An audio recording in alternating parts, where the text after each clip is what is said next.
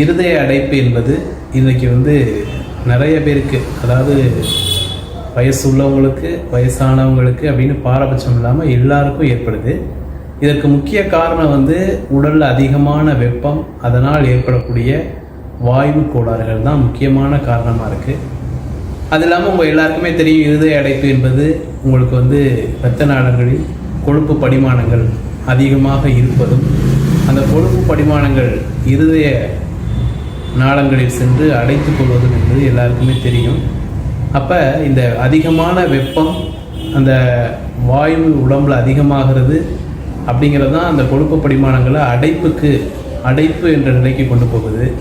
அதனால் இருதய அடைப்பு அப்படின்னு சொல்லும்போது இந்த அதிகமான வெப்பம், அதனால் உண்டாகக்கூடிய வாயு கோளாறுகள் அப்படிங்கிறதையும் நம்ம சரி பண்ணணும். அதே நேரத்தில் அந்த கொழுப்பு படிமானங்களை கரைப்பதற்கான முயற்சி அப்படிங்கிறதும் செய்யணும். அதை நம்ம எப்படி எளிமையாக செய்யலாம், வீட்டில் உள்ள பொருட்களை வைத்தே செய்யலாம் அப்படின்னா, தினசரி ஒரு கல்லுப்பு, ஒரு மிளகு நீங்கள் வாயில் போட்டு சுவைத்து சாப்பிடும்போது அதில் இருக்கக்கூடிய உப்பும் காரமும் கரைக்கக்கூடிய திறக்கக்கூடிய தன்மையுடையது என்பதனால உங்களுக்கு கொழுப்பு கரைவது, கொழுப்பு அடைக்காமல் பாதுகாத்து கொள்வது, இந்த மாதிரி எளிமையான விஷயம். பொதுவாக இருதய அடைப்பு வந்தவங்களுக்கு உப்பு நாக்கில் வைக்கணும் அப்படிங்கிறது எல்லாருக்கும் தெரியும். அதுவே தான் இதை தினசரி நம்ம ப்ரிகாஷனாக ஃபாலோ பண்ணலாம்.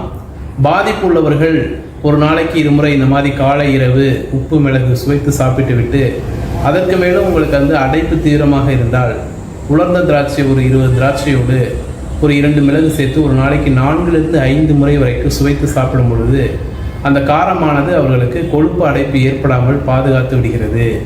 இது ஒரு பாதுகாப்பான கொழுப்பு அடைக்காமல் இருப்பதற்கான வழிமுறை.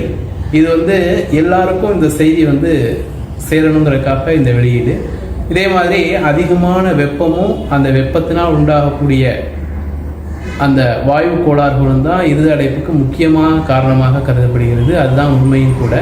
அதனால அந்த அதிகமான வெப்பத்திலிருந்து எப்படி தப்பிக்கிறது அப்படின்னா, தினசரி உச்சந்தலைக்கு தேங்காய் எண்ணெய் வைப்பது, கொஞ்சம் சமையலுக்கு பயன்படுத்தக்கூடிய பட்டையும் ஒரு 2 மிளகும் சேர்த்து ஒரு டம்ளர் தண்ணி ஊற்றி அதை கொதிக்க வச்சு அந்த தண்ணியை ஒரு நாளைக்கு 2 முறை குடிப்பது என்பது அதிகமான வெப்பத்திலிருந்து, வாயு கோளாறுகளிலிருந்து நீங்கள் முழுமையாக விடுதலை பெறுவதற்கு ஒரு எளிமையான வழிமுறை.